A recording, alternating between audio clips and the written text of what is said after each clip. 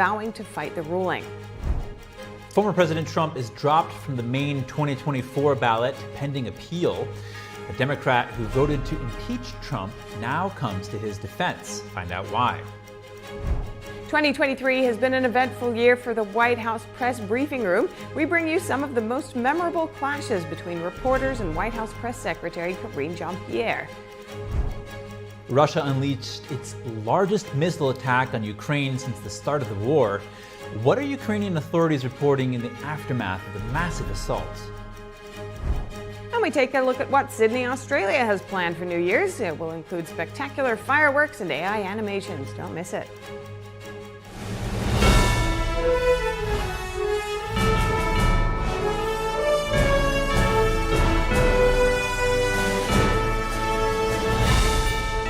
This is NTD News Today, live from our NTD Global Headquarters. Here are Stephania Cox and Chris Beers. Former President Trump is kicked off another state's primary ballot, Maine's. Maine Secretary of State Shenna Bellows issued the decision yesterday, making Maine the second state to disqualify the GOP frontrunner from next year's presidential primary. The decision is based on an interpretation of the 14th Amendment's rarely used insurrection clause. Bellows, a Democrat, is giving time to appeal before the order comes into effect.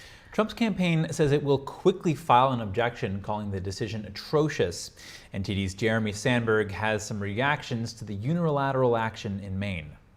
Maine Secretary of State Shenna Bellows stated she did not reach the conclusion lightly to bar Trump from the state's primary in her 34-page ruling Thursday. The U.S. Constitution does not tolerate an assault on our government, on the foundations of our government, and that Maine election law and the Constitution required, indeed obligated me to act.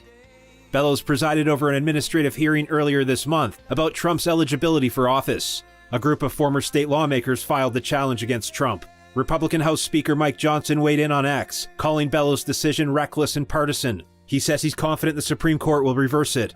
GOP presidential candidate Vivek Ramaswamy had one request for Americans after Bellows' announcement, posting on X, "Open your eyes." It's unconstitutional, it's anti-American, it's wrong. Ramaswamy told Fox News he'll withdraw from any GOP primary ballot where competitors are forcibly removed through unconstitutional maneuvers. He's calling for other GOP candidates to follow suit. We then take Maine out of the GOP primary process. That's the logical way to handle this. Florida Governor and presidential candidate Ron DeSantis told Fox Maine's ruling is, in his words, opening Pandora's box. DeSantis says it defies every notion of constitutional due process, abided by for over 200 years. Maine's procedure for deciding ballot eligibility is different than Michigan's and Colorado's. Eligibility is first considered by the Secretary of State before any court. Bellows cited the Colorado ruling in her decision and its appeal. She wrote a possible reversal by the U.S. Supreme Court did not relieve her of her responsibility to act. She acknowledged that the nation's highest court is likely to eventually weigh in and told CNN she'll follow its ruling. Trump's attorneys Wednesday asked Bellows to recuse herself from the issue for public statements after January 6 that, quote, exhibit personal bias in this matter. The letter cited several past posts on Twitter, now X. They say that show she already made the conclusion on alleged insurrection then, before the submission of any evidence or argument in the current matter. Trump's team has vowed to appeal Bellows' decision to Maine's Superior Court. Maine's GOP primary is March 5th. Jeremy Sandberg, NTD News. As Democratic congressman from Maine is now pushing back against removing former President Trump from the ballot, Jared Golden took to Twitter explaining why he doesn't support the decision. Golden wrote, quote, "I voted to impeach Donald Trump for his role in the January 6th insurrection. I do not believe he should be reelected as President of the United States. However, we are a nation of laws. Therefore, until he is actually found guilty of the crime of insurrection, he should be allowed on the ballot." Following the January 6th Capitol breach, Golden co-sponsored the articles of impeachment introduced by another Democrat. He said Trump's failure to act quickly aided people at the Capitol building. And Republican Congressman James Comer says he's not surprised that Maine is removing Trump from the ballot. The House Oversight Committee chair says he fears more blue states will take similar steps. Comer calls it obvious election interference, saying most voters disagree with the decision. He added that Democrats are trying to disrupt Republican momentum, pulling, quote, stunts like this. And here to speak with us about Maine and more, senior attorney and legal at Pacific Legal, Mark Miller. Mark, welcome. Legal analysts Good morning, have voiced. Steph. Happy New Year. Good morning. Yes, Happy New Year. Now, legal analysts have voiced concern about constitutional implications and due process in this case. How do you respond to these concerns, and what legal precedents support or challenge Secretary Bellot's decision, would you say? Secretary Bellows recognizes that she is in an unprecedented territory for a Secretary of State. Obviously, she's coming close on the heels of the Colorado Supreme Court's decision to similarly bounce President Trump from the ballot in Colorado. And the U.S. Supreme Court is going to have to take it up. I would predict Jay Sekulow, on behalf of the Colorado Republican Party, has already asked the Supreme Court to consider it, and pleadings are already being filed there. I would expect you're going to see some quick decision making at the Supreme Court in the next few days. So, given the challenges to President Trump's eligibility and the public hearing held on December 15th, what factors do you think played a significant role in the decision, and how did the attorneys assess the arguments presented during the hearing? So the arguments that the Secretary of State looked at include two of the main arguments that are being made by both sides. One, the 14th Amendment, Section 3, describes the individuals and the roles that can be barred from the office if they have engaged in insurrection or rebellion. The president is not listed in the list of people who could be barred from office. And so that's one of the arguments that was made to the Secretary of State. She obviously came down on the side that even though the president isn't listed, he still qualifies as someone that those who wrote the 14th Amendment would have expected cannot be on the ballot if he is or she is indeed an insurrectionist. And then secondly, is the 14th Amendment, Section 3, self-executing? And by that, I mean, can the Secretary of State just read the language and decide she can make the decision on her own that President Trump or anyone else was an insurrectionist and thus can't be on the ballot? Or does Congress have to be involved? In fact, Section 5 of the 14th Amendment says that. Okay, and now President Trump's legal team sought to have Secretary Bellows recused, citing her public statements on the issue. How do you view the impact of these statements on the decision-making process and the overall fairness of the proceedings? Yeah, I think the Secretary of State's role here reminds me very much of the Secretary of State in the year 2000, where it was Katherine Harris, a Republican in that case, not a Democrat, but the same issue attached there. Democrats thought Secretary Katherine Harris was tilting the scales in favor of her preferred candidate, who became President George W. Bush. Here, Republicans see pictures of the Secretary of State with President Biden, with President Obama, and they assume she is ruling in favor, or I should say against President Trump, because she is tilted and biased against him. You can see why people would think that. And so you can see why people like Speaker of the House Johnson are accusing her of acting recklessly and with partisanship.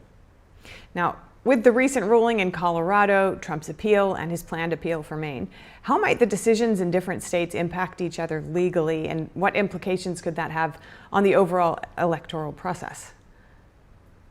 It's always easier not to be first. And so a lot of experts who looked at this, the way cases are being decided, said that about the Colorado Supreme Court, that now that Colorado Supreme Court had ruled against President Trump, you would see other states making similar decisions, whereas they may have been afraid to be the ones to jump first. They won't be afraid if they're following Colorado. And that's exactly what's happening. That's why Jay Sekulow, on behalf of the Republican Party of Colorado, rushed to the Supreme Court, which of course stayed the ruling in Colorado. So for now, what that means is President Trump is still on the ballot in Colorado, and until the U.S. Supreme Court acts, he will remain on the ballot in Colorado, and that's according to the Colorado Supreme Court's decision. And so lastly, Section 3 of the 14th Amendment was created to prevent Confederates from running for office. Could this history impact the U.S. Supreme Court's ruling? There's no question that they're going to be looking at the history, the arguments that were made for or against the amendment, the arguments that were made about the text of the amendment. For example, we mentioned that the president is not listed in the 14th Amendment as somebody who would be barred from the ballot, but in fact, he was listed in an earlier draft, the president's office. So that's going to be something they'll hear about. They're also going to look at the fact that Chief Justice Chase at the time issued an opinion saying that it was only Congress that could decide whether someone could be barred from the ballot. The Secretary of State in Maine rejected that argument, but that's something the Supreme Court's going to have to grapple with. Right. Mark Miller, senior attorney at Pacific Legal, really appreciate it. Thank you, Steph. And GOP presidential hopeful Nikki Haley is in the spotlight. A 9-year-old girl asked her yesterday if she'd pardon former President Trump if elected. Here's how she responded. I would pardon Trump if he is found guilty. A leader needs to think about what's in the best interest of the country.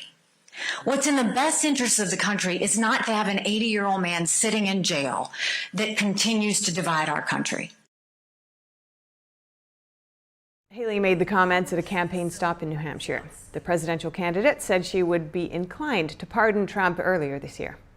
Haley has enjoyed a bump in popularity as of late, but former President Trump still leads Haley and Florida Governor Ron DeSantis by over 50 points. Trump is currently dealing with 4 legal cases with 91 criminal charges in total. And continuing with Haley, a new poll could put some wind in the sails of the former South Carolina governor. The American Research Group survey has Haley trailing former President Trump by a mere 4 points in the first in the nation primary state of New Hampshire, with Trump at 33% and Haley at 29%. A few days before the December 21st poll, another poll showed Haley was only trailing President Trump by 15 points. And the GOP got a legal win yesterday in Georgia. A federal judge there approved new Republican-drawn congressional maps. The maps were redrawn after a judge ruled that maps drawn in 2021 illegally diluted the votes of black voters. The new maps add black majority districts, including 1 in Congress, and a total of 7 in the Georgia State House and Senate. However, Republicans redrew the maps in ways that give them an electoral advantage in some Democrat-held districts that don't have black majorities. Staying with that topic, one outcome was the virtual elimination of the 7th Congressional District, which has a large minority population. Democrat Congresswoman Lucy McBath represents the district. McBath reacted to the ruling in a post on X, vowing to challenge the court's decision or run for re-election in a different district. McBath is well known for advocating for gun control. Her own son fell victim to gun violence. In 2012, 17-year-old Jordan Davis was shot and killed in a confrontation over how loud his music was. Coming up, this week marks 5 years of Russian detention for Paul Whelan. The former Marine is now describing his situation and sending a message to President Biden. Find out what he says. California getting pounded by giant waves. See the moment a rogue wave hits a beach full of onlookers. That and more when we return.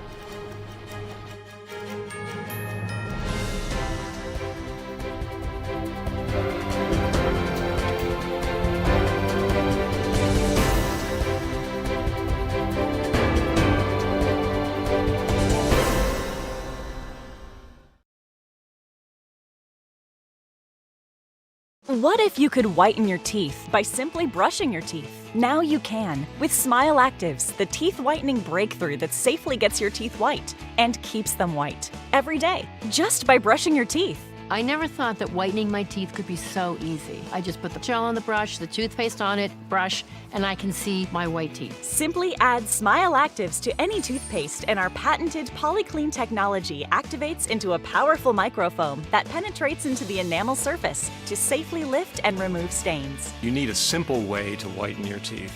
Without strips, without trays, without going to the dentist. And it was about time that a product was developed that you would be able to do that with just brushing. And now Smile Actives is even better with new Pro Whitening Gel with 33% greater whitening power, clinically shown to whiten teeth faster, up to 8 shades. 100% of users saw whiter teeth. On food stains, coffee and wine stains, even on veneers, crowns, and dentures. I eat the blueberries, I drink the coffee, and I know that Smile Actives will keep my teeth white every day. If you could use something so easy like Smile Actives to take yellow teeth to white teeth, why wouldn't you? Why spend hundreds of dollars for whitening treatments at the dentist when now you can whiten your teeth with new Smile Actives Pro Whitening Gel every time you brush your teeth? Call or go to smileactives.com and for a limited time get new Pro Whitening Gel for just $24.95.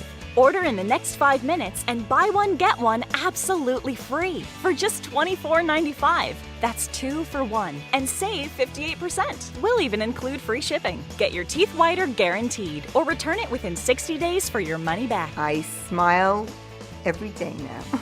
The difference is literally night and day. So now I'm always smiling, always choosing, because now my teeth are much whiter. This offer is not available in stores, so call or click now before the special buy one get one free offer goes away.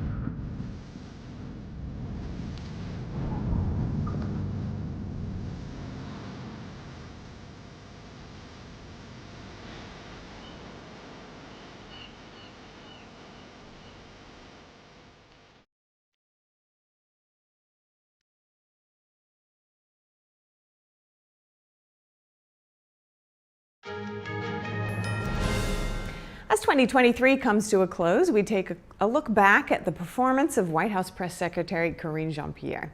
She had many memorable clashes with reporters throughout the year, and some accused her of censoring them. Good afternoon, everyone. 2023 marked the second year on the job for White House Press Secretary Karine Jean-Pierre, and it was not short of contentious exchanges with reporters. In January, reporters pressed Jean-Pierre on the discovery of classified documents in President Biden's possession.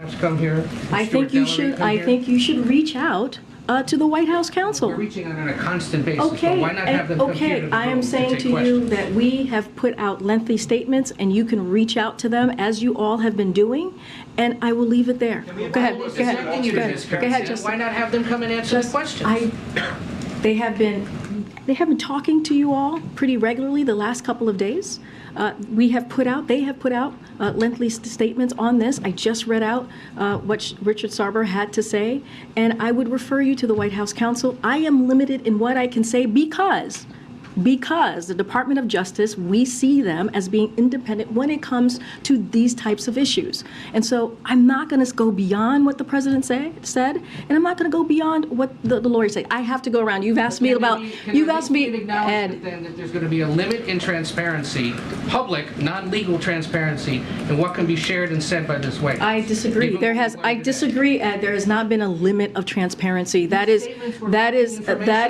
not been a limit of transparency. That I will disagree with you on that, Justin. Reporters often pressed Jean-Pierre on the performance of the Biden administration, including its economic record, the debt ceiling crisis, and the investigation into Hunter Biden. Amid House probes into Hunter Biden, the press secretary refused to answer questions about the president's son.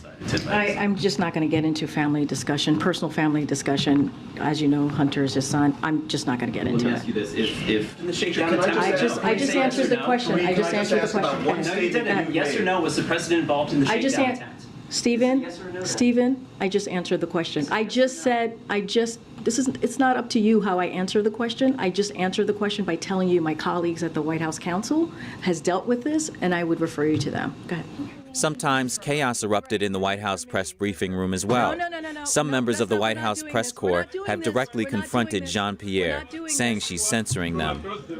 You can't keep discriminating against some people in the briefing room because you don't like them, you don't like them. So you have a choice. You have a choice. You have a choice. A number of people in the briefing room, and I'm saying that that's not right. This is not China. This is not Russia.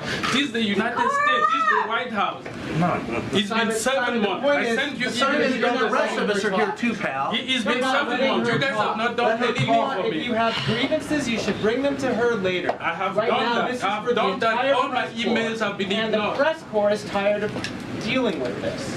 It isn't just about you, Simon. I understand that you get questioned all the time and you don't understand what it is to sit here for 8 months and being discriminated against. I understand that you're in the front row and you feel comfortable and you get questioned all the time. But there are people in the back who don't get any questions. Don't make assumptions about what the rest of us do. Mind your manners when you're in here. If you have a problem, you bring it up afterwards. But you are impinging on everybody in here who's only trying to do their job. Okay, thank you. I'm saying that you shouldn't discriminate against some people because you don't agree with their question. You're offended by your question. You made your point. We all heard it. All right. Guys, as you all know, many of you know, this is the White House press briefing room, a historic room, a room that should have decorum. Be very clear about that. Because you've been discriminating against me for the past 9 months. Stop. How is she discriminating against you? No, she called on you. She just gave you a few questions. If I you just ask need a question in 9 ask months. a question. Please, Go ahead, allow me Amber. to Pick do us my up. job and ask my question. When you say that the journalists are being discriminated against, I've been in this If this briefing continues, we're going to end the press I've briefing. been in this If this briefing room. I'm continues, trying to ask you Stop. one you're being question in 9 incredibly months. rude. Stop. You're incredibly rude. You're being incredibly No, but rude. you're- All right, I'm going You to haven't take. called on me in 2 seasons, Karine. And not calling on you today. Go ahead. Go ahead, sir. You should be ashamed Go of ahead. that. Go ahead. That shows Go ahead. disrespect to a free and Go independent ahead. media. It's black. I'm That's gonna one of our close- country's I'm gonna- largest and most widely read newspapers, Karine. That shows contempt for a free and independent press. Go ahead. I'm calling on somebody who I haven't called in a long time as well. Go ahead. This week marks 5 years since Russian authorities detained Paul Whelan, the former U.S. Marine, now appeals for President Biden's help, describing the situation he's been in for the past 5 years. We start today with, singing singing the national anthems of my 4 countries, and, things get progressively worse from there. But, there are people I speak to. I make calls home, I write letters, I read books. But it's extremely difficult being innocent and in prison and waiting for people to help you.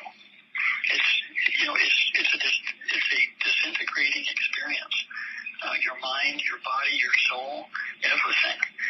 President Biden, please use every resource available to secure my release, as you would do if your own son had been taken hostage. Russian authorities accuse Whelan of being a spy. They sentenced him to 16 years in prison. The U.S. State Department on Thursday issued a statement, again calling it a wrongful detention by Russia. The U.S. says Moscow is using Whelan as a political pawn, which it calls unacceptable, adding that Biden continues to work on Whelan's release. And Democratic Congresswoman Haley Stevens is renewing her calls on Russia to release Whelan. Stevens represents the Michigan district where Whelan lived before his detention. Whelan is being wrongfully detained in a Russian labor camp. His life, as he knew it, was taken from him. Whelan this week said he's concerned he'll be left behind in Russia again. The U.S. government reached multiple prisoner swap deals with Russia since Whelan's detention started. For example, when the U.S. freed basketball player Brittany Griner from Russian detention. Whelan says he fears something similar might happen again. Earlier this month, the State Department said Russia declined what the U.S. called a significant proposal. The U.S. offered a deal which included freeing both Whelan and Wall Street Journal reporter Evan Gershkovich. The Department of Justice is threatening to sue Texas Governor Greg Abbott again, this time over a new Texas law that grants local law enforcement the authority to arrest illegal immigrants. The DOJ says the law violates the U.S. Constitution. It's warning Abbott to back down from enforcing it. The measure, known as Senate Bill 4, is set to take effect in March. Abbott reacted by accusing the Biden administration of, quote, destroying America. Abbott on X said not only does the administration fail to enforce current U.S. immigration laws, it now wants to stop Texas from enforcing laws against illegal immigration. A powerful ocean storm is driving towering waves onto the California coastline. The wild weather is triggering flooding and warnings of dangerous swells. CCTV captured the moment a rogue wave hit the beach in the city of Ventura, wiping out several bystanders and vehicles. At least 8 people were transported to local hospitals. Here's another video. A non-paying customer crashed the gates of this California restaurant. The massive waves drew surfers and spectators to the famed Mavericks Beach surf spot on Thursday. 30 to 40-foot waves were spotted breaking at the legendary site. High water and dangerous rip currents will churn along some of California's beaches through the weekend. Much of the West Coast is under coastal flood and high surf alerts. Coming up, the Tokyo Stock Exchange marks the end of the trading year with a ceremony. Find out what they're celebrating. And auctions in 2023 see an array of rare, high-priced items. Wealthy bidders put up millions, sometimes tens of millions, to win fine art and rare spirits. We'll have the highlights soon when we return.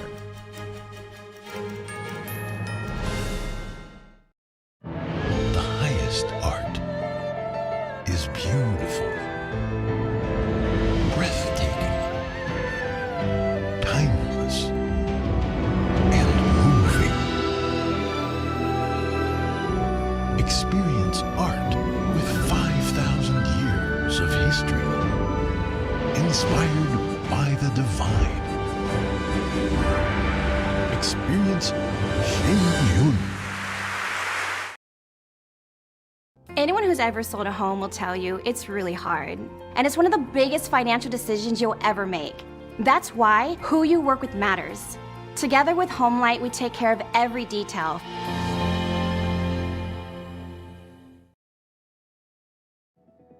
Do you feel the bills getting higher and higher every time you check out at the supermarket? Do you feel your monthly discretionary money has decreased, although your income increases yearly? Inflation is eating away at your wealth. Digital wallets and central bank digital currencies are destroying financial privatization. Only gold and silver are constitutional forms of money. Our privacy was to be protected against unlawful search and seizure. Midas Gold Group will help you take control of your finances and protect your wealth and your privacy.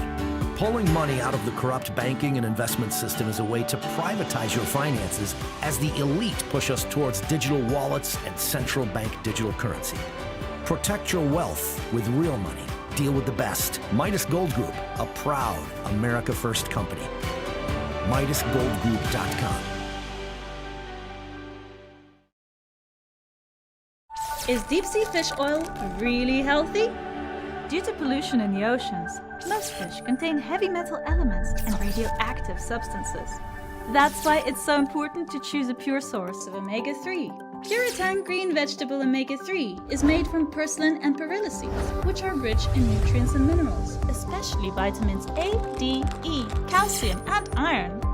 With natural processing and no harmful chemical additives, it has more than 90% concentration of omegas 3, 6, 7, and 9.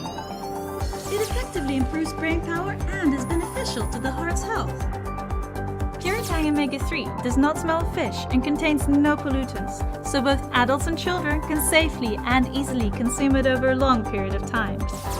Puritang green vegetable omega-3, greener, healthier, and more effective.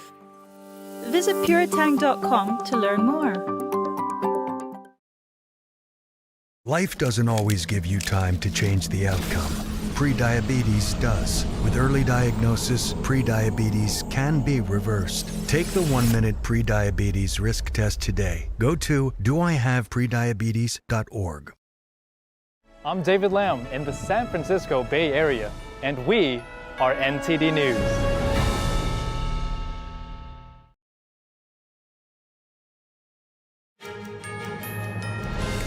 Over to some business news. Japanese shares notched their biggest annual gain in a decade this year. The Tokyo Stock Exchange held a ceremony today to mark the end of the trading year. The CEO of the Japan Exchange Group discussed the success.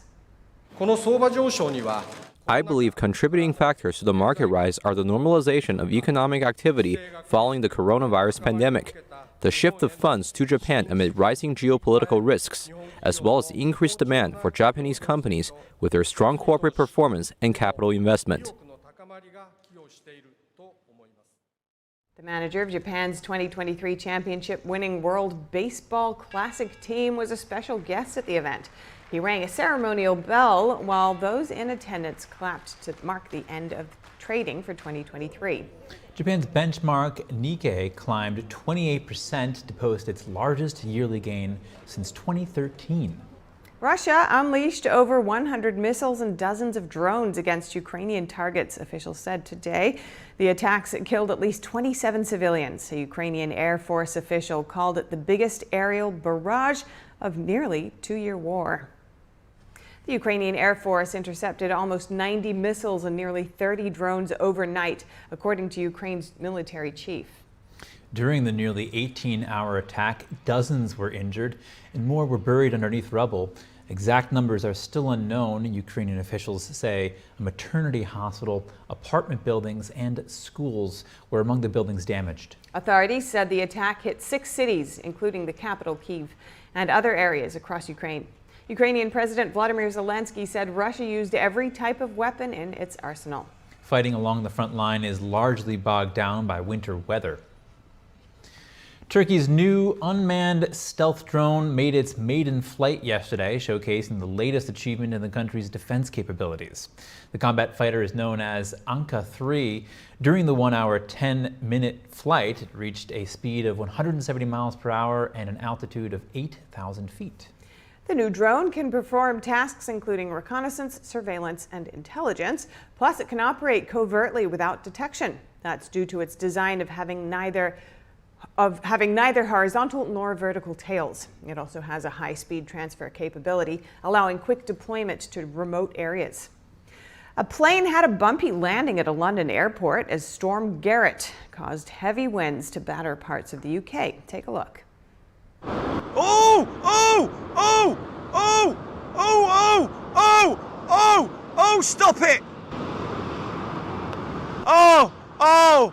Oh! Stop! Stop that! Stop that! Oh! Oh my God, mate! That was an aviation enthusiast from Big Jet TV pleading with the plane to stop bouncing down the runway. The storm caused transportation disruptions and damage to homes and cars in other areas. Scotland was the worst affected region in the UK. Some hilarious footage from a Chilean port city. A group of sea animals took advantage of a fisherman protest to have a little adventure. 3 sea lions were spotted casually strolling in front of police vehicles, while seagulls flew overhead and even enjoyed a fishy treat on top of an armored vehicle. The riot police didn't seem bothered by the animal antics. Fishermen closed streets and protested to demand a government bonus that would compensate them after a ban of hockey fishing. With 2023 almost over, we take a look at some of the major events that happened near the end of the year. From the start of the Israel-Hamas war to the Colorado ruling blocking former President Trump from the presidential primary, NTD's Jeremy Sandberg has the latest segment of our multi-part series.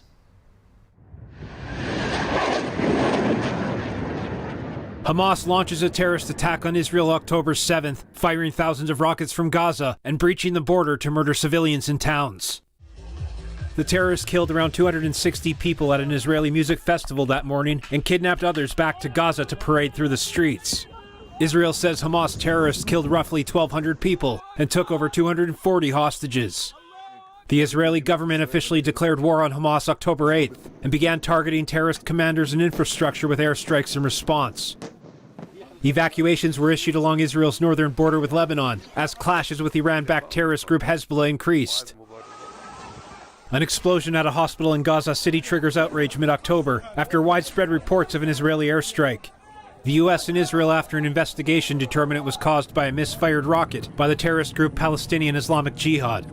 I was deeply saddened and outraged by the explosion at the hospital in Gaza yesterday. And based on what I've seen, it appears as though it was done by the other team, not you. Hamas releases the first hostages October 20th, 2 American citizens. Aid trucks begin entering Gaza through the Rafah border crossing from Egypt. And the United Nations Secretary General begins accusing Israel of violating international humanitarian law in the Gaza Strip. At the end of October, Israel's Prime Minister Benjamin Netanyahu announces ground operations in Gaza have begun, vowing to destroy the enemy above and below ground. Now, former House Speaker Kevin McCarthy is ousted. Representative Mike Johnson wins the gavel as the 4th GOP nominee. Netanyahu, November 7th, states Israel's military had encircled Gaza City and is operating inside. MRI center. The military begins operating near Gaza's largest hospital, Al-Shifa, and finds weapons and terrorist infrastructure during a raid. A closet here, which is in the main part of the clinic. This is what they found. A live grenade, ammunition, fighting vest. November 24th, Qatar's foreign ministry announces Israel and Hamas have agreed to a 4-day pause, subject to extension, to facilitate the release of hostages. The pause lasts 7 days. Hamas releases around 100 hostages in exchange for roughly 210 Palestinian prisoners held on terrorism-related charges. The pause ends when Hamas violates terms of the deal by firing rockets at Israel and failing to release at least 10 hostages a day. At the APEC summit in San Francisco, President Biden doubles down on his view that Chinese regime leader Xi Jinping is effectively a dictator. And in Argentina, Libertarian Javier Milei is elected president, and 40 construction workers are rescued from a collapsed tunnel in India's Himalayas after being trapped for 17 days. Israel resumes combat operations against Hamas targets in Gaza December 1st.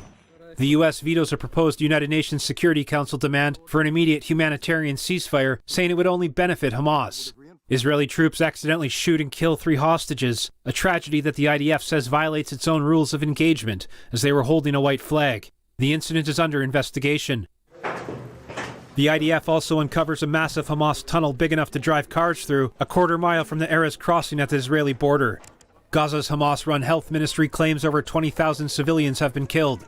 The numbers are unverified and do not differentiate combatants.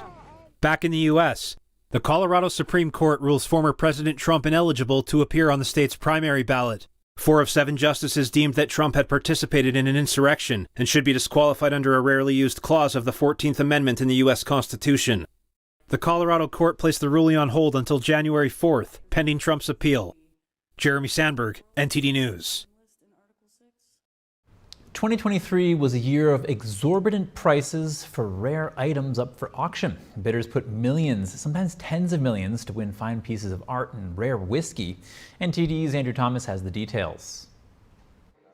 It's been a big year for auctions. In November, Christie's sold the Blue Royal at auction for $44.6 million in Geneva. The diamond ring features a 17-carat stone. It is the largest internally flawless vivid blue diamond ever to be offered for sale at auction. It's a pear-shaped diamond. It's pear brilliance cut, which means that the shape is completely unmodified, and vivid blue, which is the highest saturation of color that is given by the Gemological Institute of America. In the art world, some interesting works were up for bidding.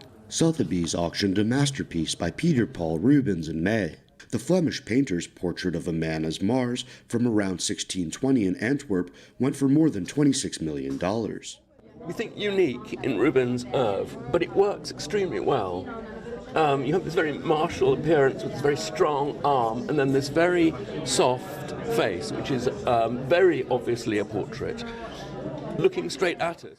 Celebrity items had a big year as well. In Geneva, Christie's sold this 1970s Rolex for more than $5 million in November. The timepiece was once owned by Hollywood star Marlon Brando. A sweater made famous by Princess Diana exceeded all expectations. The design features a black sheep among a flock of white ones. The garment sold for $1.1 million in New York. I think the first time she wore it, it was when she was engaged. She was still Lady Diana Spencer, and she was just wearing it because she had a sense of fun, and she thought it was funny. It had been a present given to her, and she wore it for that reason. In November, a bottle of Scotch whiskey sold for $2.7 million, an auction record for a bottle of wine or spirits. Just 40 bottles of the Macallan 1926 were bottled in 1986. The whiskey had aged in sherry casks for 60 years. This is one of the oldest vintages ever released from Macallan. At the time, it was the oldest whiskey they'd ever released, and the liquid inside is the most valuable whiskey in the world. Wealthy bidders will have to wait just a few more days to see what goes up for auction in 2024. Andrew Thomas, NTD News. Up next, tennis star Rafael Nadal is returning to the court, but does he believe he can win another title? We bring you what he says about his comeback. And as the end of the year draws near, we chat with folks at Times Square, reflecting on the past year and looking ahead to hopes and dreams. More shortly here on NTD News Today.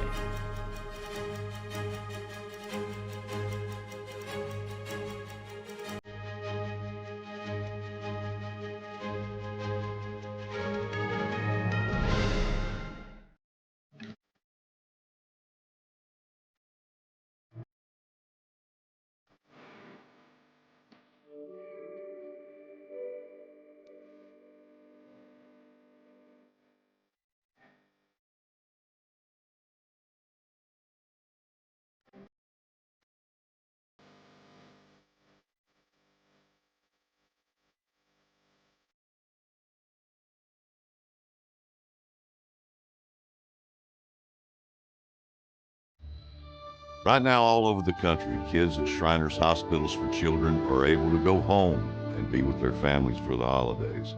And it's only possible because of the monthly support of people just like you. Thanks to a generous donor, every dollar you give can help twice as many kids like me and have double the impact. With your gift of just $19 a month, only 63 cents a day, we'll send you this adorable Love to the Rescue blanket as a thank you, and a reminder of the care you'll be providing so kids can be with their families. Christmas Eve will find me where the love light gleams.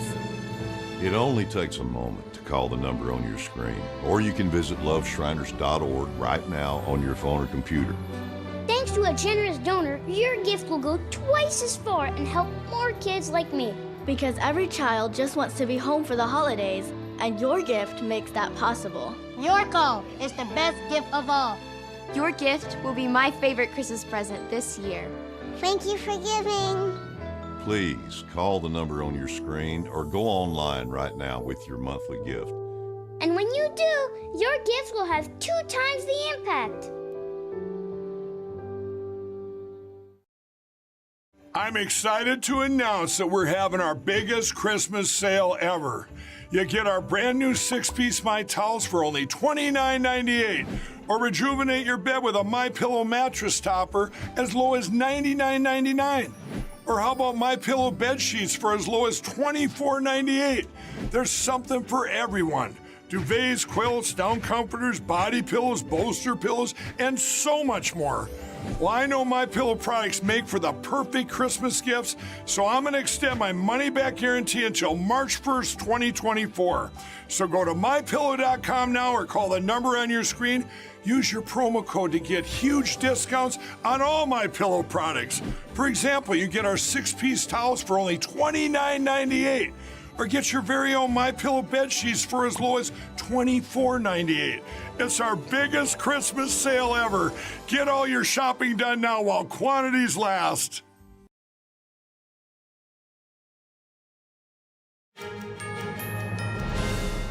Tennis star Rafael Nadal is returning to the court. He'll be celebrating his comeback at the Brisbane International after coming back from an injury. However, the 37-year-old is keeping expectations low.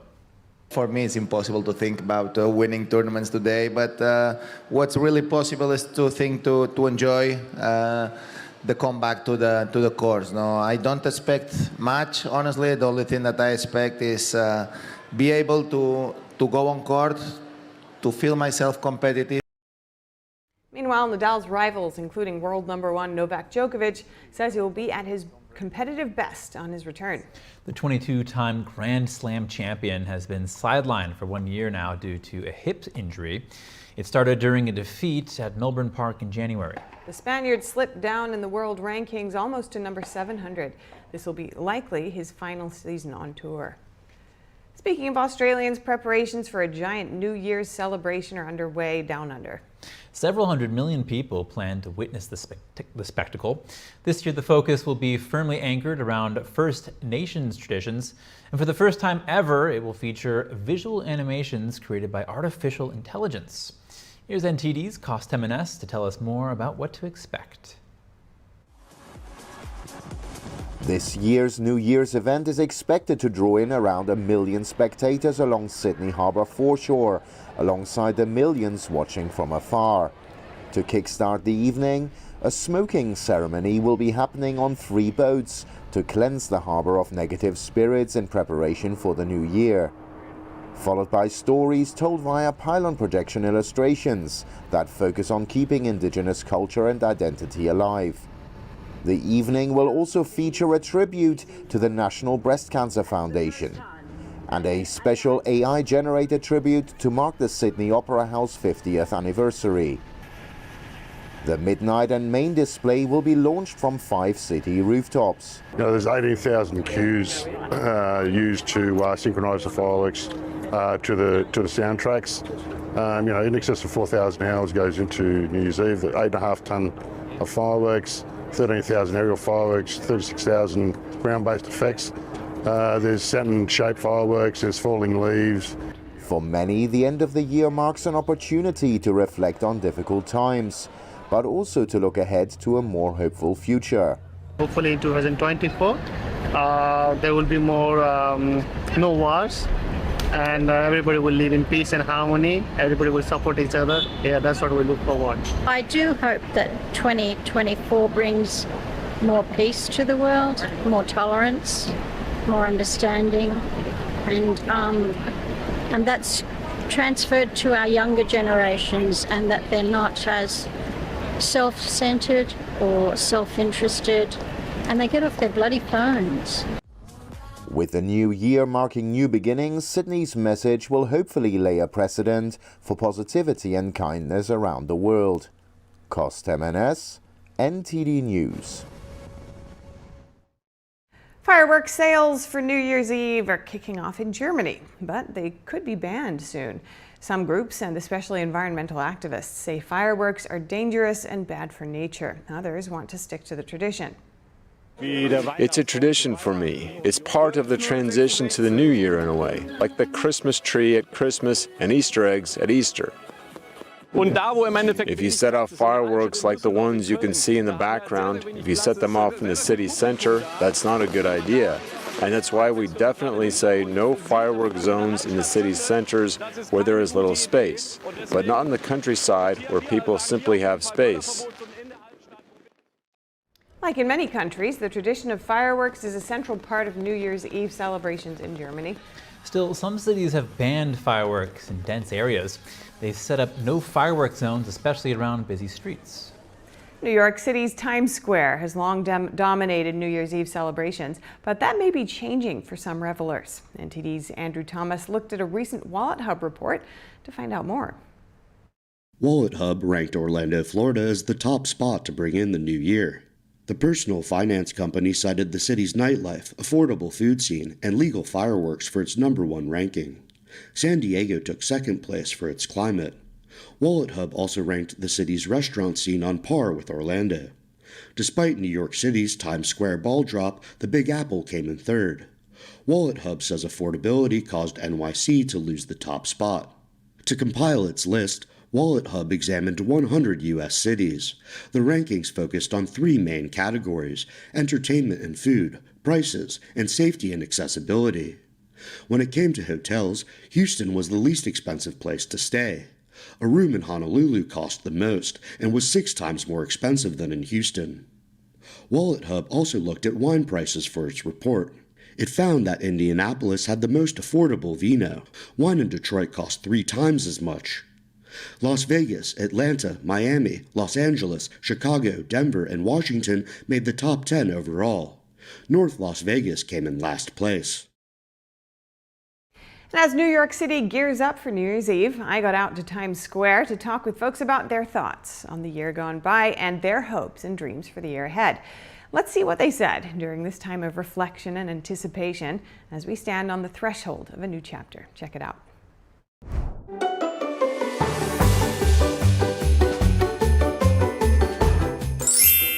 Gosh, just health and happiness, to be honest with you.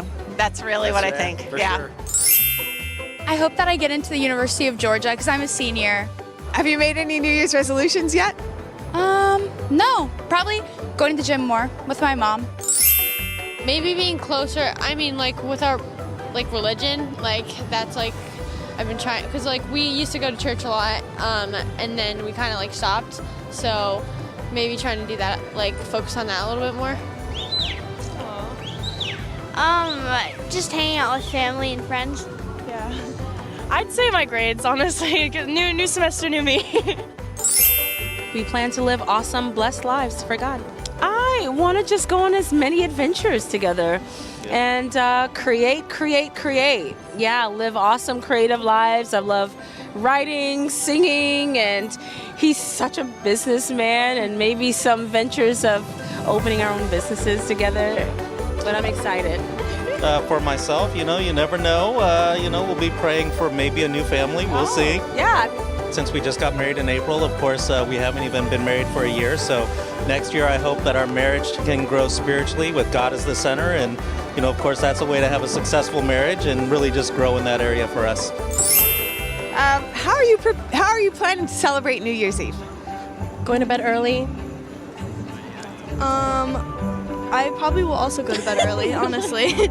Any hopes or dreams for the year ahead that you want to share? I want to make a lot of money. I want to finish school. And that's pretty much it. Travel. Yeah. I want to get engaged. I normally don't make resolutions, but it's always go to the gym, save my money. It's always the same things, but it doesn't always happen. What do you think about starting your resolutions before New Year's Day? Sometimes I do that, but normally I end up starting my resolutions in like March. Well, you still start. Yeah. Mine is to learn Spanish and also run a 5K. I'm NYC boy. My profession is I interview people in New York City. And New Year's Eve for me is the week after New Year's Day. Okay. And how are you going to celebrate that week? I'm going to play some Fortnite. Okay. Is that new? Is that something different? No. What are you going to do that week? Ooh, that's a really good question. Yeah. I haven't really planned a lot, to be honest, yet. If you have any New Year's resolutions that are in the works, if you want to share one or two. I want to be a big man with big muscles.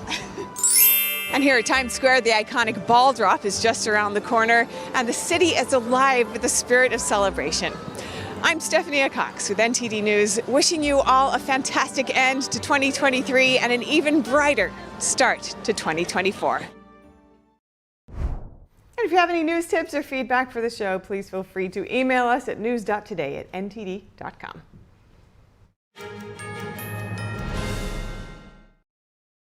What does it take to be a Shenyun dancer? It takes a mind of steel and limbs of rubber. It takes pushing the body to its limits to know that the only limit is in our minds. It takes repeating the same move over and over and over again. It takes facing your deepest fears to conquer them.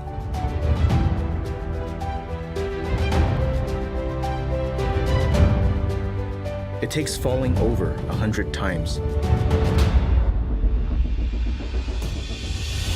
only to get back up 1,000 more.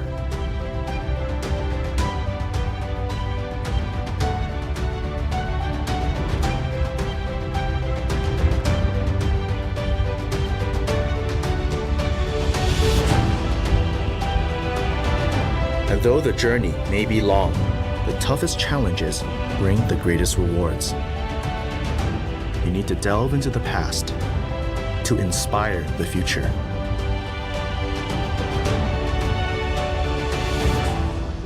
You need a head devoid of doubt and a heart full of humility.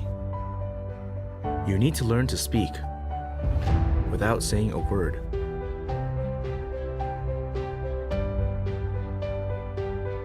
It takes knowing that greatness isn't achieved alone, but by the spirit of the team. It takes filling our hearts with truth, compassion, and tolerance, for the outer form embodies the inner spirit.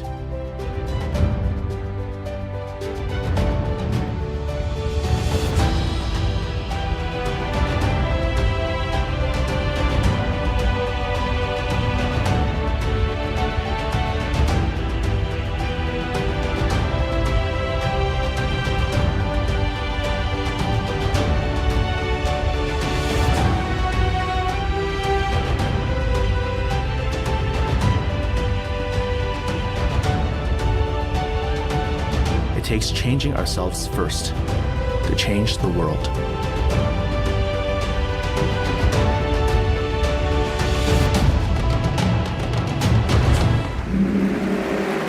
No matter what it takes, it's worth it. What if you could whiten your teeth by simply brushing your teeth? Now you can with Smile Actives, the teeth whitening breakthrough that safely gets your teeth white and keeps them white every day just by brushing your teeth.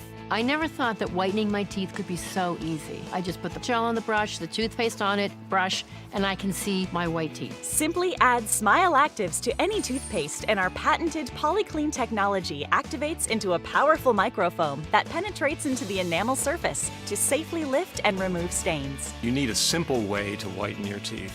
Without strips, without trays, without going to the dentist. And it was about time that a product was developed that you would be able to do that with just brushing. And now, Smile Actives is even better with new Pro Whitening Gel with 33% greater whitening power, clinically shown to whiten teeth faster, up to 8 shades. 100% of users saw whiter teeth. On food stains, coffee and wine stains, even on veneers, crowns, and dentures. I eat the blueberries, I drink the coffee, and I know that Smile Actives will keep my teeth white every day. If you could use something so easy like Smile Actives to take yellow teeth to white teeth, why wouldn't you? Why spend hundreds of dollars for whitening treatments at the dentist when now you can whiten your teeth with new Smile Actives Pro Whitening Gel every time you brush your teeth? Call or go to smileactives.com and for a limited time get new Pro Whitening Gel for just $24.95. Order in the next 5 minutes and buy one get one absolutely free for just $24.95. That's 2 for 1 and save 58%. We'll even include free shipping. Get your teeth whiter guaranteed or return it within 60 days for your money back. I smile every day now. The difference is literally night and day. So now I'm always smiling, always cheesing, because now my teeth are much whiter. This offer is not available in stores, so call or click now before the special buy one get one free offer goes away.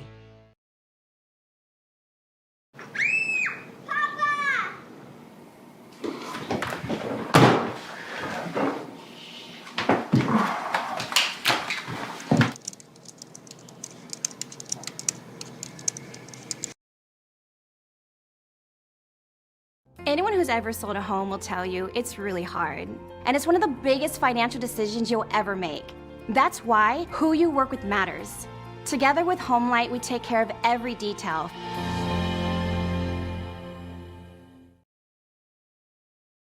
How prepared is your family if a tornado shows up at your doorstep, or a flood, or a hurricane? You can't just turn away a natural disaster.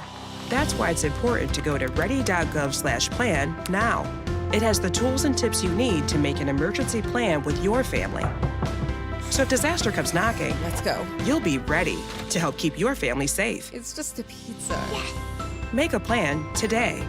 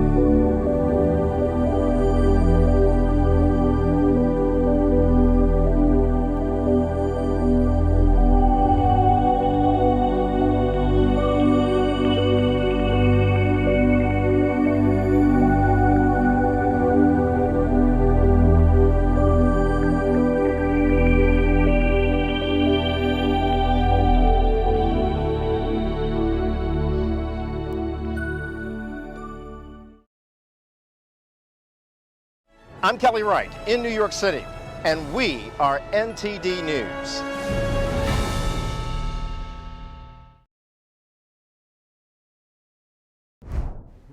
Welcome to NTD News Today. Here are today's top stories. Israel admits responsibility for a tragic airstrike, while the U.S. tries a new strategy to prevent Iran from funding terror. Former President Trump is dropped from the Maine 2024 ballot pending appeal. A Democrat who voted to impeach Trump now comes to his defense. Find out why.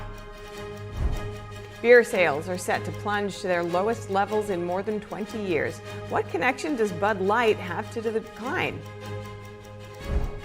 And an eventful night in sports saw the NFL's Browns clinch a playoff spot, while the NBA's Pistons tie a record they'd rather not have. A special look into the lives of two dancers. Both perform for Shenyun, a classical Chinese dance group that just launched its 2024 tour. See what the buzz is about.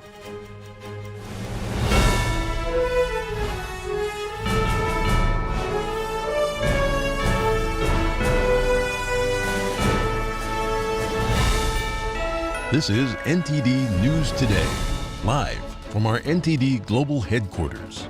Here are Stephania Cox and Chris Beers. Former President Trump is kicked off another state's primary ballot. Maine Secretary of State Shenna Bellows issued the decision yesterday, making Maine the second state to disqualify the GOP frontrunner from next year's presidential primary. The decision is based on an interpretation of the 14th Amendment's rarely used insurrection clause. Bellows, a Democrat, is giving time to appeal before the order comes into effect. Trump's campaign says it will quickly file an objection, calling the decision atrocious. NTD's Jeremy Sandberg has some reactions to the unilateral action in Maine. Maine Secretary of State Shenna Bellows stated she did not reach the conclusion lightly to bar Trump from the state's primary in her 34-page ruling Thursday. The U.S. Constitution does not tolerate an assault on our government, on the foundations of our government. And that Maine election law and the Constitution required, indeed obligated me to act. Bellows presided over an administrative hearing earlier this month about Trump's eligibility for office. A group of former state lawmakers filed the challenge against Trump. Republican House Speaker Mike Johnson weighed in on X, calling Bellows' decision reckless and partisan. He says he's confident the Supreme Court will reverse it. GOP presidential candidate Vivek Ramaswamy had one request for Americans after Bellows' announcement, posting on X, "Open your eyes." It's unconstitutional, it's anti-American, it's wrong. Ramaswamy told Fox News he'll withdraw from any GOP primary ballot where competitors are forcibly removed through unconstitutional maneuvers. He's calling for other GOP candidates to follow suit. We then take Maine out of the GOP primary process. That's the logical way to handle this. Florida Governor and presidential candidate Ron DeSantis told Fox Maine's ruling is, in his words, opening Pandora's box. DeSantis says it defies every notion of constitutional due process, abided by for over 200 years. Maine's procedure for deciding ballot eligibility is different than Michigan's and Colorado's. Eligibility is first considered by the Secretary of State before any court. Bellows cited the Colorado ruling in her decision and its appeal. She wrote a possible reversal by the U.S. Supreme Court did not relieve her of her responsibility to act. She acknowledged that the nation's highest court is likely to eventually weigh in and told CNN she'll follow its ruling. Trump's attorneys Wednesday asked Bellows to recuse herself from the issue for public statements after January 6 that, quote, exhibit personal bias in this matter. The letter cited several past posts on Twitter, now X. They say that show she already made the conclusion on alleged insurrection then, before the submission of any evidence or argument in the current matter. Trump's team has vowed to appeal Bellows' decision to Maine's Superior Court. Maine's GOP primary is March 5th. Jeremy Sandberg, NTD News. A Democratic congressman from Maine is now pushing back against removing former President Trump from the ballot. Jared Golden took to Twitter explaining why he doesn't support the decision. Golden wrote, quote, "I voted to impeach Donald Trump for his role in the January 6th insurrection. I do not believe he should be reelected as President of the United States. However, we are a nation of laws. Therefore, until he is actually found guilty of the crime of insurrection, he should be allowed on the ballot." Following the January 6th Capitol breach, Golden co-sponsored the article of impeachment introduced by another Democrat. He said Trump's failure to act quickly aided people at the Capitol building that day.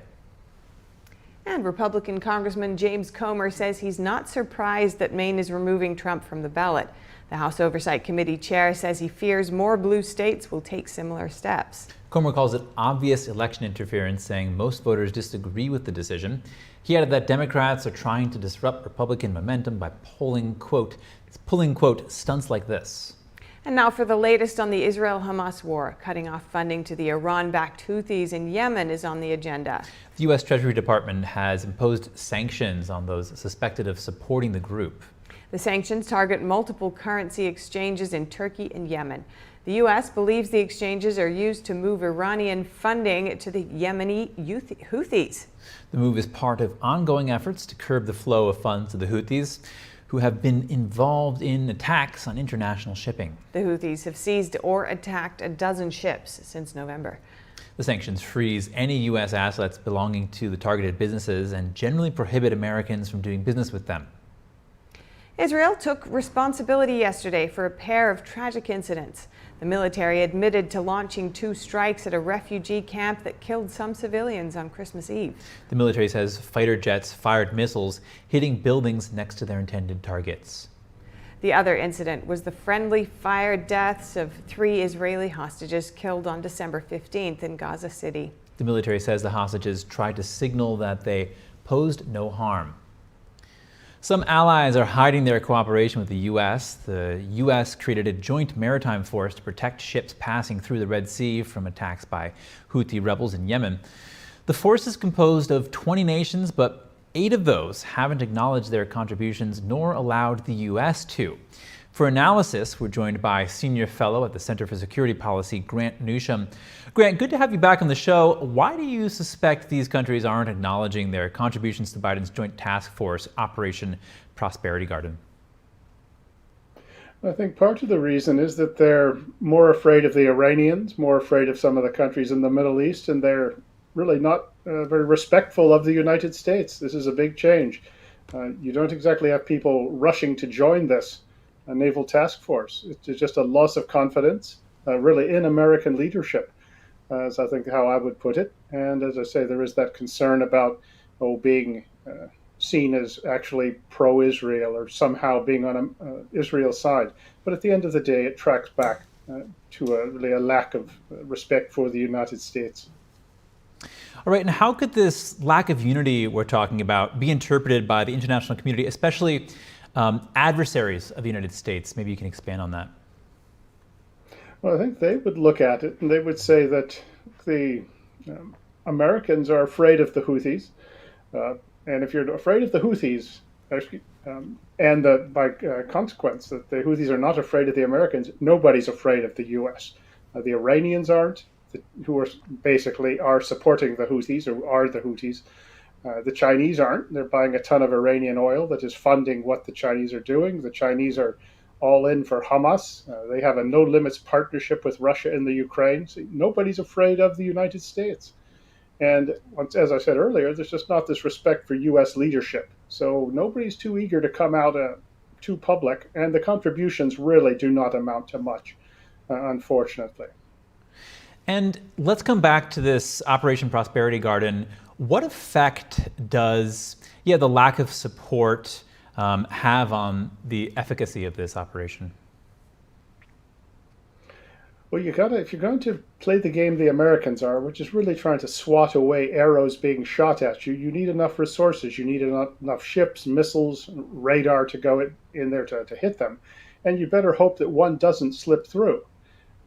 So as long as we're going to play this game, you're going to need a lot of resources. And if you ever go after the Houthis and potentially the Iranians at some point, you're going to need a lot more material support, that ships, people, missiles, sensors, the targeting systems, and you're going to need the political support. And when people don't want their names to be revealed, it suggests there's not a whole lot of political support. So I'm afraid that our enemies look at this and they see opportunity here. And this is not going to end up well. Now, Grant, the U.S. has enough military strength to protect the Red Sea shipping route independently. The Houthi rebels aren't an enormous force. Why is it important for there to be joint international cooperation here, as opposed to the U.S. going about it independently? Well, once again, as noted, I'm not so sure that we do have the ability to close down the Red Sea or protect it. We might, but the U.S. Navy is really stretched to its limits. It has a lot of things to do elsewhere in the world, Asia not least. So that really is what it comes down to, is that we don't really have the resources. We don't have the Navy that we used to have, and it has just got too much to do now. Got it. And coming to shipping giant Maersk, they're resuming trade through the Red Sea, where the Houthis are attacking these ships. How soon could we see a return to normalcy at this key shipping route? Well, that's hard to say. It's whenever the Iranians want us to return to normalcy. We'll see how that works, because they are behind this. And going back to your earlier question, is that this all potentially could expand. This isn't just a question of taking out some ragtag rebels. This is the Iranians at work. And if this expands to include Iran, it becomes a much bigger fight and a much bigger war. So you'd have to ask Tehran when the Red Sea is going to be safe again. I don't see it happening anytime soon, but they may be happy just to have really stirred things up. You'll notice Iran threatened to close the Straits of Gibraltar and the Mediterranean Sea. So we'll see how this goes. And Grant, just lastly, I know you're not an election pundit, but I'm wondering how you think this issue, this maritime trade issue, will play out in the election this coming year. Well, I think it's more a question, rather than trade, I think it's one really of whether or not America's enemies are deterred by what the United States does, by what the United States is, by who's in charge in the United States. And you'd have to ask, well, how many wars were we involved in? How many wars did our enemies start during the last administration? Like 0. How many did they start this administration? Well, we're in at least 2 now, maybe 2.5, and there may be another one coming. So it very much does depend who is in charge in the United States. There was a lot of laughter about the adults being in charge once the Biden administration came in. Well, look at how well the adults have done. They've gotten us into these wars that don't show any sign of ending, and our enemies are emboldened. All right, Grant Newsham, retired Marine Colonel and Senior Fellow at the Center for Security Policy. Thank you so much. Okay, thanks very much. Next up, Google agrees to settle a lawsuit for $5 billion. The suit claims the tech giant secretly tracked the internet use of millions who thought they were browsing privately. Some U.S. allies seem reluctant to support a new Red Sea task force launched by President Biden. Why? We delve deeper in just a moment here on NTD News Today.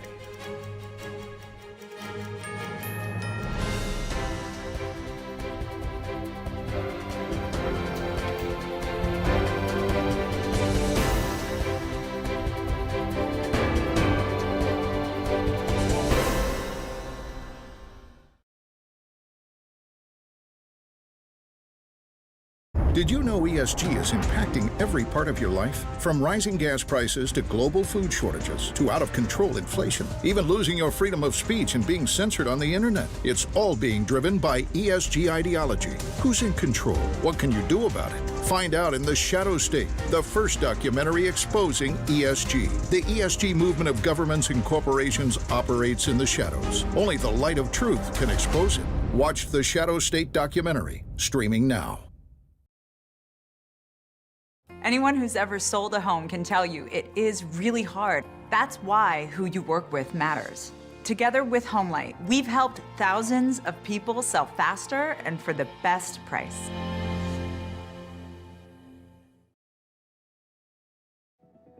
Do you feel the bills getting higher and higher every time you check out at the supermarket?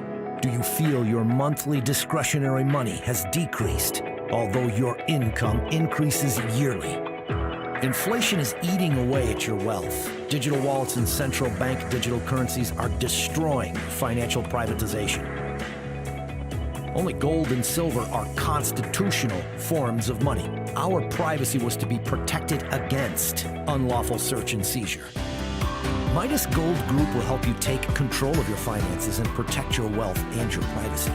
Pulling money out of the corrupt banking and investment system is a way to privatize your finances as the elite push us towards digital wallets and central bank digital currency.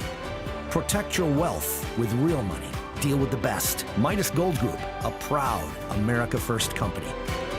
MidasGoldGroup.com. When I drink it, the first thing was I feel the warmth in my tummy. It's kind of like gently radiating out, a kind of a very comforting warmth. And it was really good, actually. I felt much better. I did feel, actually, an effect.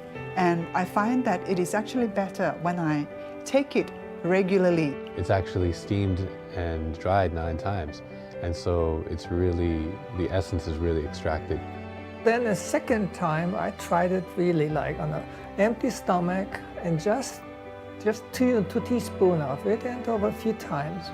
And wow, that was a big difference, because suddenly I could feel, wow, I was very good energized. I didn't have to eat. I could work outside in the garden for a couple of hours, and I still felt very well. And I was impressed by that. So I think it's a good product.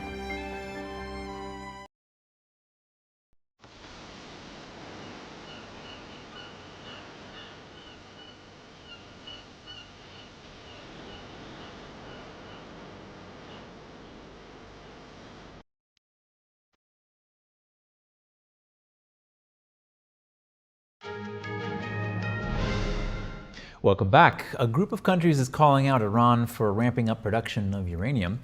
The U.S., France, Germany, and Britain all condemn the production increase of the highly enriched nuclear fuel. The allies don't mention specific consequences Iran could face for the production increase, but called for its reversal and said they are committed to a diplomatic solution. The uranium Iran is producing is up to 60% pure, close to the level used for nuclear weapons fuel. The International Atomic Energy Agency released a report on Tuesday. The report said Iran reversed a months-long slowdown in the production rate of the highly enriched uranium. Iran dismissed the report and said it was running its program according to the rules. And beer sales is set to plunge to the lowest levels in more than 20 years after Bud Light's recent controversy.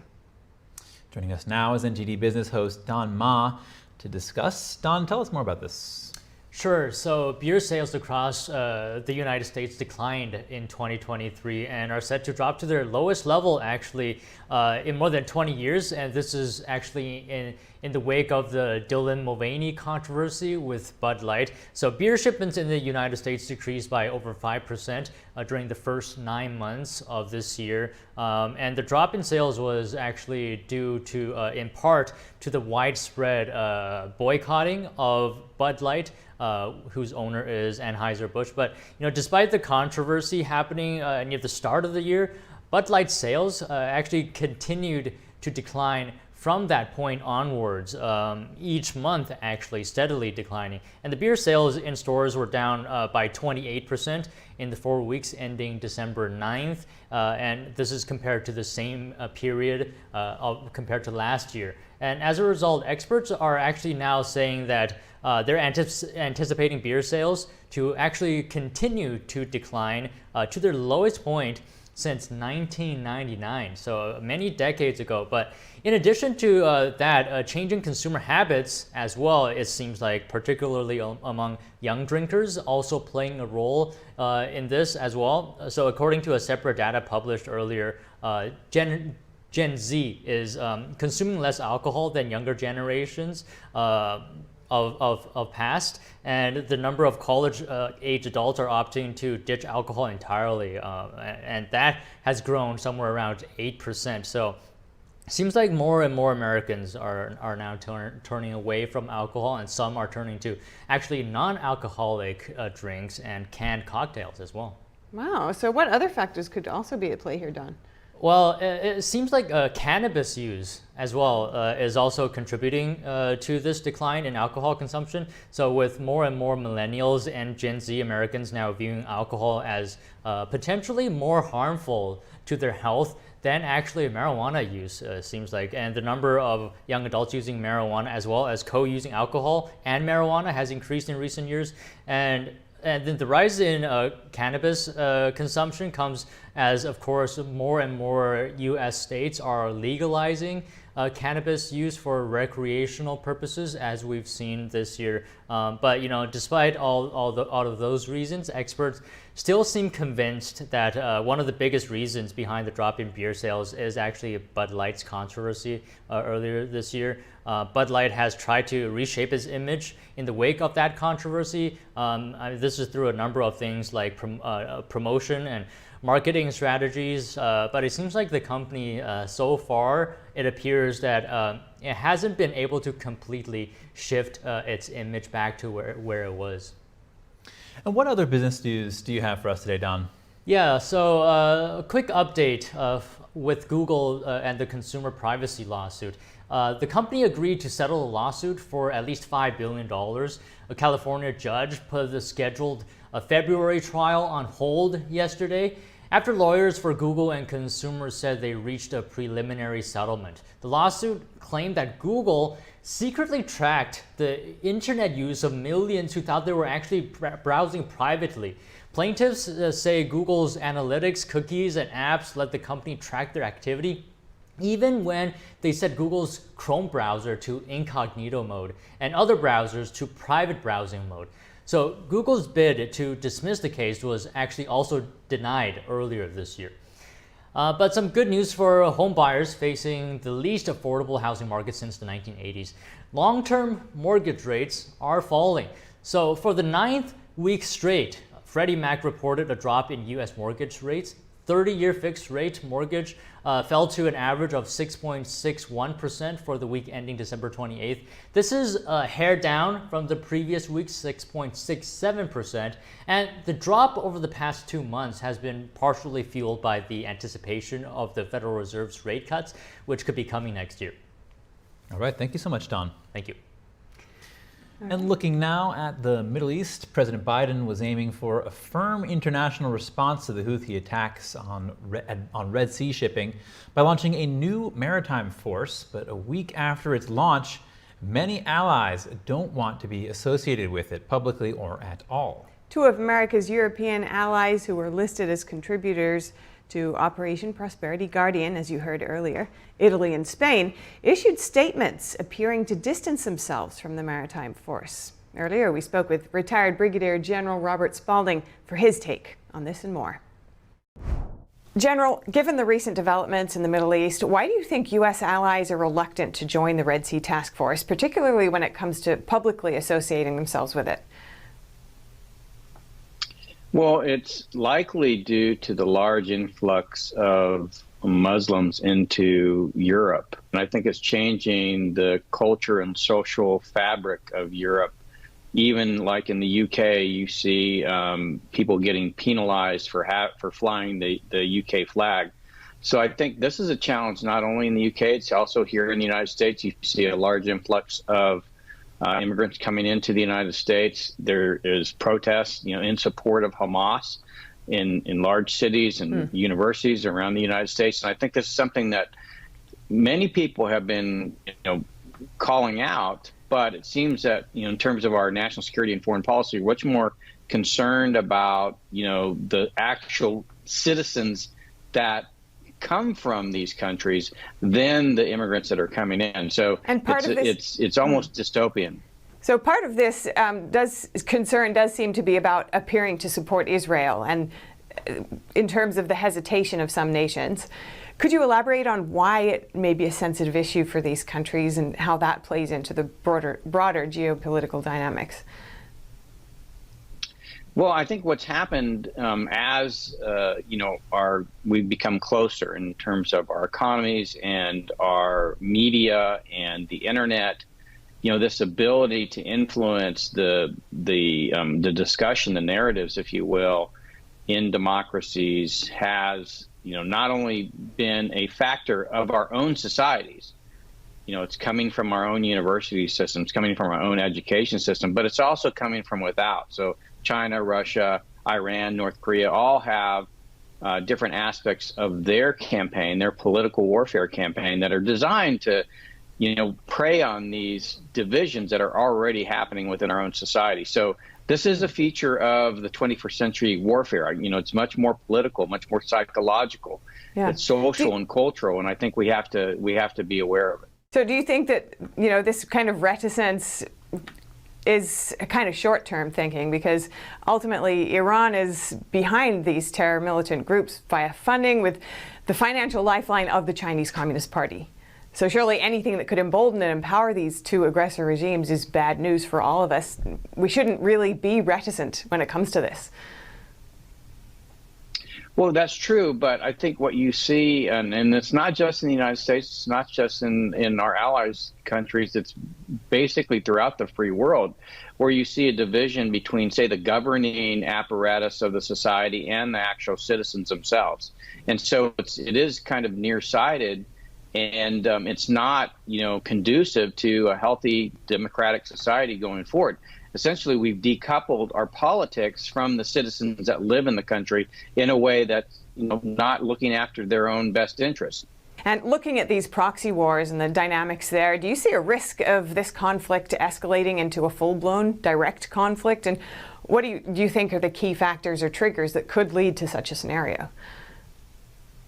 Well, and when we say direct conflict, I mean, we're already seeing attacks on our service members in the region. From a political and social and cultural perspective, we're already seeing attacks on our own society. So I think we're already there. It's just we're unwilling to acknowledge it. So how do you think the U.S. can navigate this delicate balance of addressing regional conflicts while also ensuring strong international cooperation on this front?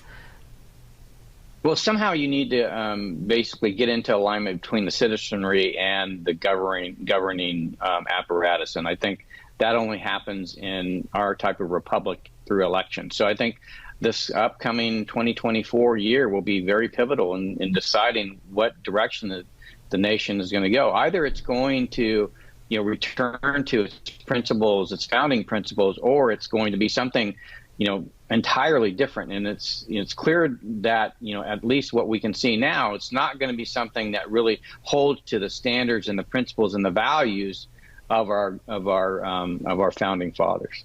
Brigadier General Robert Spalding, thank you so much.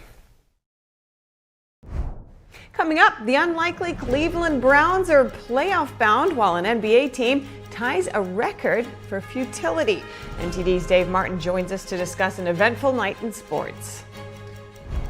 And a parade of roses is set to stroll through Pasadena, California on New Year's Day. The event takes place ahead of one of college football's most iconic games. We'll have the details soon when we return. I'm excited to announce that we're having our biggest Christmas sale ever. You get our brand new 6-piece My Towels for only $29.98. Or rejuvenate your bed with a MyPillow mattress topper as low as $99.99. Or how about MyPillow bed sheets for as low as $24.98? There's something for everyone. Duvets, quilts, down comforters, body pillows, bolster pillows, and so much more. Well, I know MyPillow products make for the perfect Christmas gifts, so I'm going to extend my money-back guarantee until March 1st, 2024. So go to MyPillow.com now or call the number on your screen. Use your promo code to get huge discounts on all MyPillow products. For example, you get our 6-piece towels for only $29.98. Or get your very own MyPillow bed sheets for as low as $24.98. It's our biggest Christmas sale ever. Get all your shopping done now while quantities last. We all know that words have power. They set things in motion and make us happy or sad. But there's one word that stands out because when people say it, lives are changed. It's not a big word. It's itsy bitsy. It's only 3 little letters.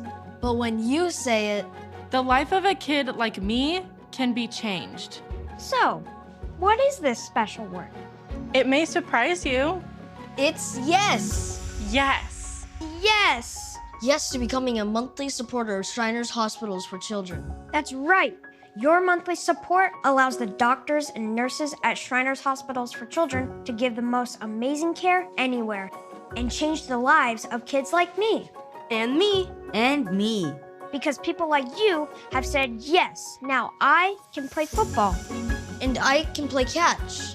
And I can walk. So what do you say? Will you say yes right now? It's so easy. All you have to do is pick up the phone or go to loveshriners.org right now and say yes. When you say yes to giving just $19 a month, only 63 cents a day, we'll send you this adorable Love to the Rescue blanket as a reminder of all the kids you're helping every day. My life is filled with possibility because of the monthly support of people just like you who called the number on your screen and said yes. Yes. Yes. Yes. Your yes is making a difference in my life and the lives of so many other kids like me. Thank you. Thank you. Thank you. Thank you. Thank you for giving. Please call or go online now. If operators are busy, call again or go to loveshriners.org to say yes right away.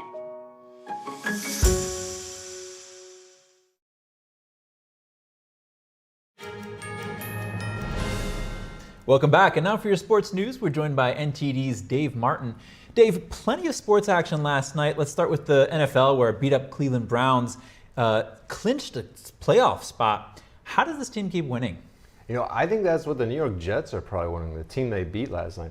Because, you know, both teams are in similar situations with injuries on offense. Both have tried a number of different players at quarterback. Both have great defenses, but only Cleveland is making the playoffs. A big reason why is quarterback Joe Flacco. Now, he was an unemployed 39-year-old free agent quarterback just a couple months ago. All of a sudden, he's led Cleveland to 4 straight wins. He's thrown for more than 300 yards in every game. Now, he was a Super Bowl MVP in 2012 for Baltimore, lost his starting job in 2018.